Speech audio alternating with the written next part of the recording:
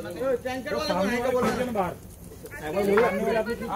करो ना, नहीं आप खींचो, आपका काम है, आप खींचो। हेलो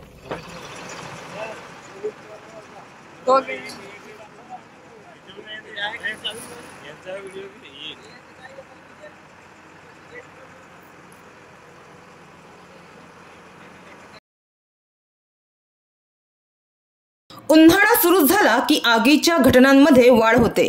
पालघर जिल्ह्यातही सतत आगीच्या घटना घडत असून आता पुन्हा पालघर जिल्ह्यातील डहाणू तालुक्यातील कासा येथे धान्याच्या गोदामाला आग लागण्याची घटना घडली। यात जीवितहानी झालेली नसली तरी मालमत्तेचे मात्र मोठे नुकसान झाले आहे। या धान्याच्या गोदामाला लागलेल्या आगीत शेतकऱ्यांचे धान्य जळून खाक झाले आहे। आज सकाळी महामंडळाचे अधिकारी आणि पोलिसांनी पंचनामा करून आगीमुळे झालेल्या नुकसानीचा अंदाज घेतला। भाताच्या हजारो क्विंटल साठ्याचे नुकसान झाल्याने हे आर्थिक नुकसान लाखोंच्या घरात असण्याची शक्यता वर्तवली जात आहे।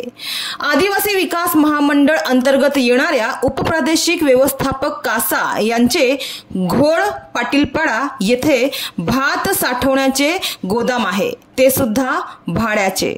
याच भाड्याच्या भात गोदामाला मध्यरात्री 1 वाजण्याच्या सुमारास भीषण आग लागली। या गोदामात शेतकऱ्यांचा यावर्षी खरेदी केलेला जवळपास 3000 क्विंटलच्या वर भात साठवून ठेवला होता।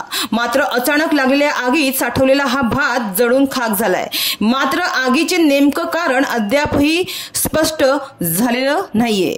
आगीचे नेमके कारण काय, आग लागली होती की लावली गेली याचा तपास सुरू असून याबाबत अधिकृत माहिती पुढे समोर येईल अशी शक्यता आहे। स्थानिक नागरिक व ग्रामस्थांनी आपली तत्परता दाखवत पोलीस व महामंडळ अधिकाऱ्यांना याबाबत माहिती दिली आणि ते घटनास्थळी दाखल झाले।